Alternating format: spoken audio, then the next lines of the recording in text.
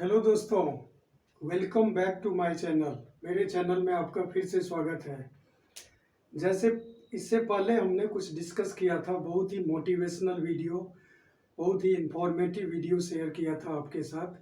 वैसे ही कुछ और टिप्स लेके आपके पास आया हूँ, कुछ और इन्फॉर्मेशन आपके साथ लाया हूँ।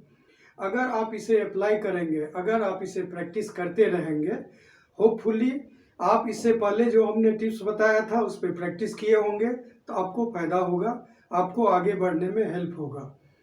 तो एनसीईआरटी की कुछ क्वेश्चन और उसमें जो कुछ चैप्टर हैं, कुछ टॉपिक हैं, उसमें से आज हम लोग बात करेंगे कि फ्लो चार्ट कैसे बनाया जाए।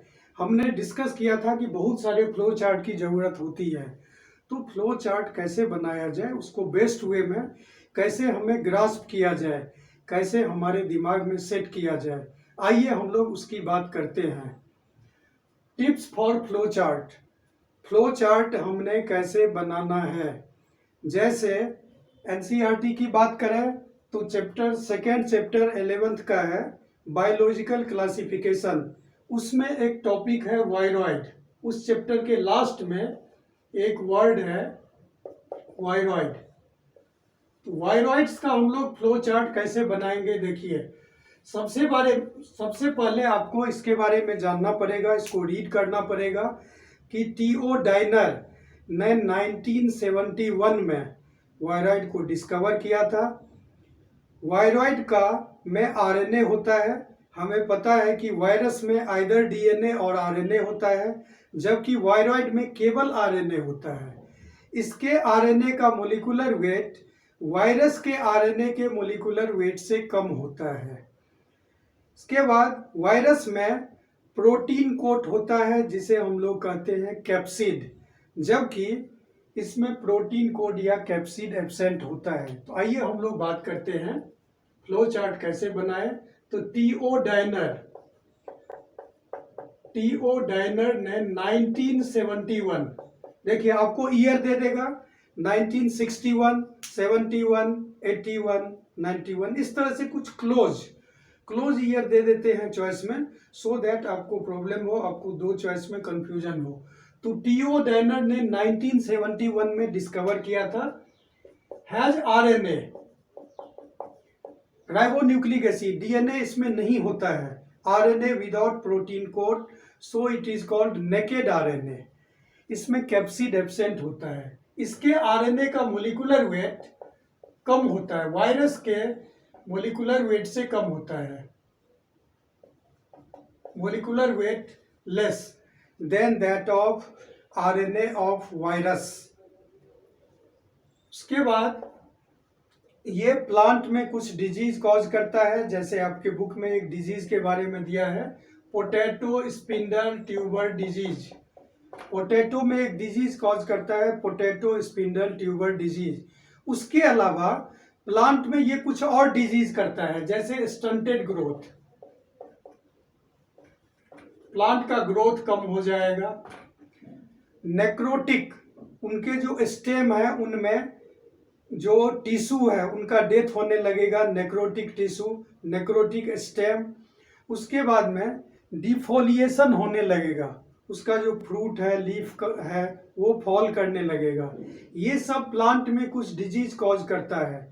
और एनिमल में भी, ह्यूमन में भी एक डिजीज इससे नॉन है जो कॉज करता है, that is hepatitis D.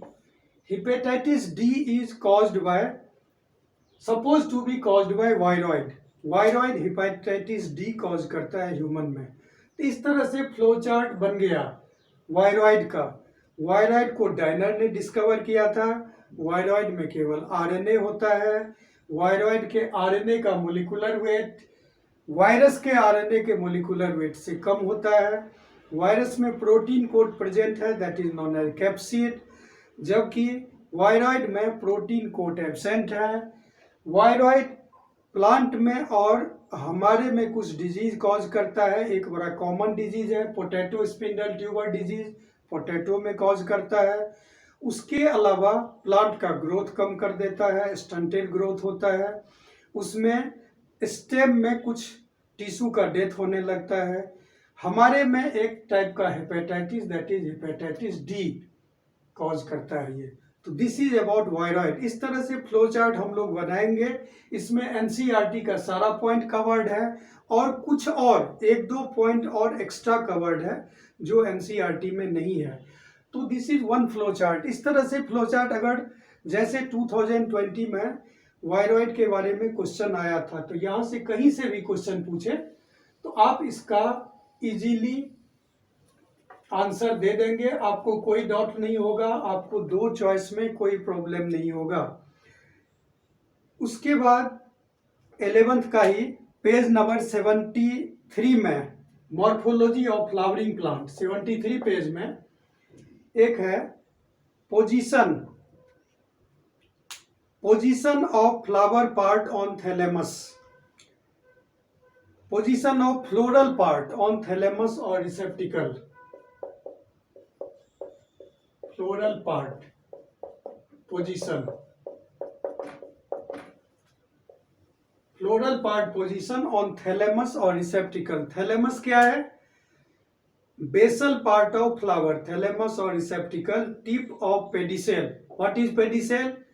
Flower stalk, flower का जो टिप है, जहां से फ्लावर निकल रहा है, जहां फ्लावर का बेस है, जहां कैलिक्स कोरोला सब प्रेजेंट है, तो ये जो टिप है, दिस टिप, यहाँ पे फ्लावर प्रेजेंट है, this tip is known as thalamus और receptacle. Thalamus is edible in apple, pear, strawberry, इस सब में थैलेमस हम लोग खाते हैं। थैलेमस तो एप्पल फॉल्स फ्रूट है क्योंकि उसमें थैलेमस खाते हैं।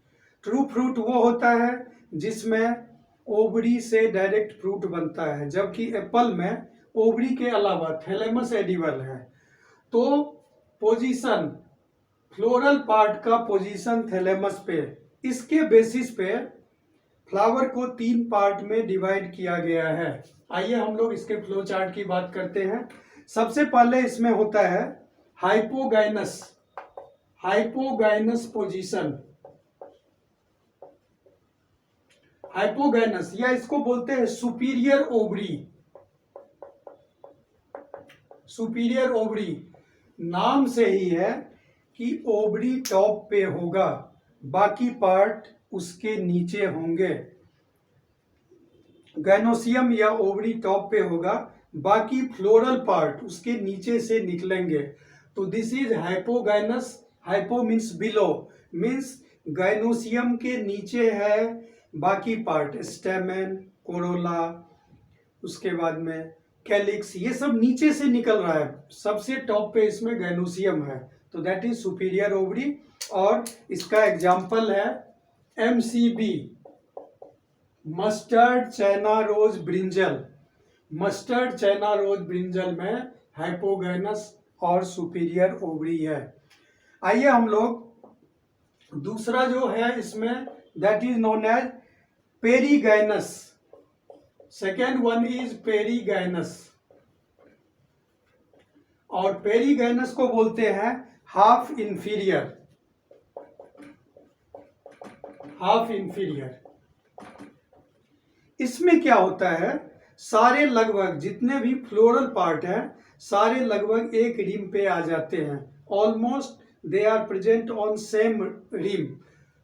इसका एग्जाम्पल है P²R, plum peach rose, plum peach रोज।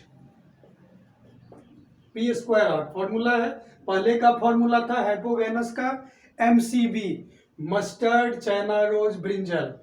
पेरीगाइनस का है प्लम पीच रोज, फॉर्मूला है P²R। और तीसरा है इसमें एपीगाइनस, एपीगाइनस, इसको बोलते हैं इंफीरियर ओवरी। इसमें हाइपोगाइनस का जस्ट अपोजिट, ओवरी इसमें काफी नीचे चला जाता है, बाकी फ्लोरल पार्ट ऊपर आ जाते हैं। Margin of thalamus grow upward and enclose ovary completely. इसमें क्या है, थैलेमस का मार्जिन ऊपर चला गया और वो ओवरी को कंप्लीटली इंक्लोज कर लिया, बाकी फ्लोरल पार्ट यहाँ पे ऊपर होते हैं। इसका एग्जाम्पल है GCRS, guava, cucumber, ray floret of sunflower, guava, cucumber and ray floret of sunflower.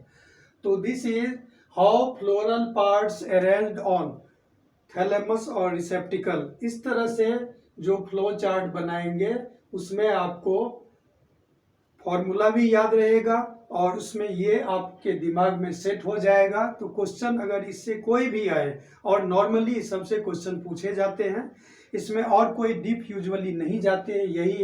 यही तीनों एग्जाम्पल है. एनसीईआरटी में काफ़ी अच्छा एग्जाम्पल दिया हुआ है. इसको आपको रिवाइज करते रहना है.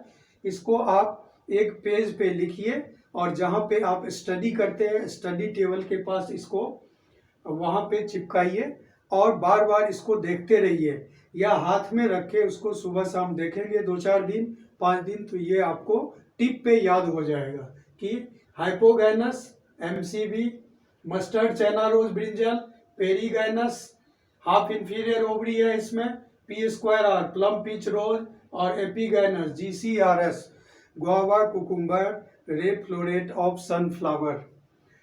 आइए अब हम लोग एक टॉपिक की और बात करें, एक फ्लो चार्ट की और बात करें 12th की, और वो है आपका page number 1101111, molecular basis of inheritance. Molecular basis वाला जो चैप्टर है वो बहुत ही इम्पोर्टेंट है और बहुत बड़ा चैप्टर है. बहुत सारे उसमें इंफॉर्मेशन है और कंपटीशन के लिए बहुत सारे उसमें से निकालते हैं कंपटीशन के लिए. तो वहाँ पे एक है एडिशनल कॉम्प्लेक्सिटीज, उसका नाम है टॉपिक का additional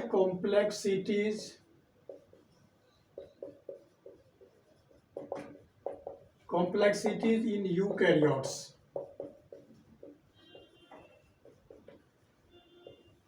transcription means formation of RNA from DNA. RNA जो बन रहा है सारे टाइप का आरएनए डीएनए से बनता है, दैट इज ट्रांसक्रिप्शन.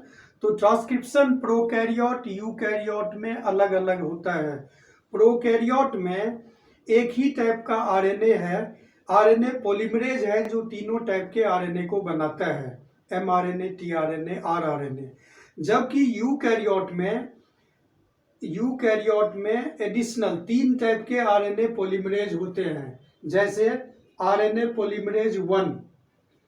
एक कॉम्प्लेक्सिटी यहाँ पे ये है कि आरएनए पॉलीमरेज 3 टाइप का हो गया. आरएनए पॉलीमरेज 1 क्या करेगा, 28S rRNA, 18S rRNA, 5.8S rRNA, S for Svedberg unit. तो आरएनए पॉलीमरेज 1 ये तीनों टाइप का आरएनए बनाता है. तो लास्ट में सब में 8 है, देखिए 28S rRNA, 18S rRNA, 5.8S rRNA. उसके बाद आरएनए पॉलीमरेज 2, आरएनए पॉलीमरेज 2 बनाता है HNRNA, heterogeneous nuclear RNA, that is precursor, which is precursor of mRNA. Means HNRNA से mRNA बनता है. HNRNA form mRNA, messenger RNA, heterogeneous nuclear RNA form messenger RNA. तो ये एक एडिशनल कॉम्प्लेक्सिटी हो गया. और तीसरा है इसमें RNA polymerase 3. RNA polymerase 3 word में T है, तो this form tRNA, transfer RNA, SNRNA, small nuclear RNA, और 5S rRNA. जैसे आरएनए पॉलीमरेज 1 वाले में था 28S, 18S, 5.8S, यहाँ पे है 5S ribosomal RNA, small nuclear RNA और ट्रांसफर आरएनए. ये तीनों, these 3 are formed by RNA polymerase 3. तो ये तीनों मिला के एक कॉम्प्लेक्सिटी हो गया. दूसरा कॉम्प्लेक्सिटी है यूकैरियोट में. हम लोग जानते हैं कि प्रोकैरियोट में न्यूक्लियर मेम्ब्रेन नहीं होता है, ऐसे न्यूक्लियस को न्यूक्लियाइड कहा जाता है. यूकैरियोट में न्यूक्लियर मेम्ब्रेन है. तो न्यूक्लियर मेम्ब्रेन नहीं होने के कारण प्रोकैरियोट में रेप्लिकेशन, ट्रांसक्रिप्शन, ट्रांसलेशन तीनों एक ही जगह होगा, दैट इज साइटोप्लाज्म में, because nuclear membrane is absent. अब देखिए यहाँ पे दूसरा कॉम्प्लेक्सिटी, यहाँ इसमें स्प्लाइसिंग होता है। स्प्लाइसिंग में introns are removed. Introns are intervening sequences, intervening और non coding sequences, they do not appear in mature RNA. Intron को निकाल दिया जाता है, जबकि एक्सॉन्स कोडिंग सीक्वेंस है, ये काम का सीक्वेंस है। Exons are added in defined order. यहाँ पे कुछ इस तरह का होता है, intron intron intron intron intron, और बीच में क्या है यहाँ पे, एक्सॉन। तो इंट्रॉन एक्सॉन इंट्रॉन एक्सॉन इस तरह का कुछ होता है यूकैरियोट का gene. This is known as split gene.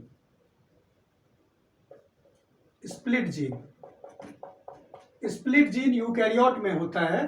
तो यहाँ पे इंट्रॉन इंटरप्टिंग सीक्वेंस है, बेकार सीक्वेंस है, इसको यहाँ से इंट्रॉन को निकाल दिया जाता है।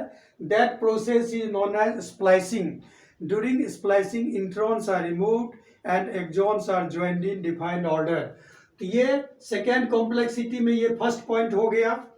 सेकेंड पॉइंट क्या है यहाँ पे, कि इसमें कैपिंग होता है।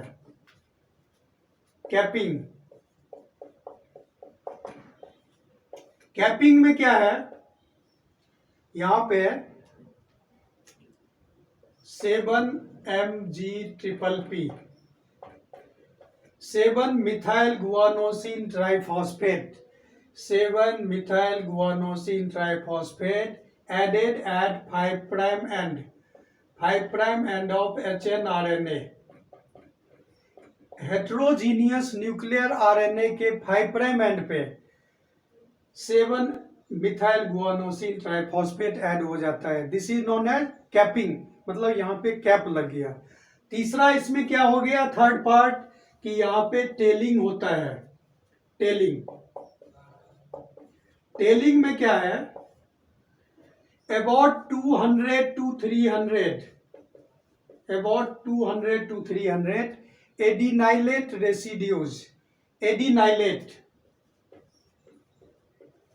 adenylate residues added at 3' end of hnRNA। 3' end पे about 200 to 300 adenylate residues add हो जाता है। This is also known as, tailing is also known as poly-A-tail या polyadenylation।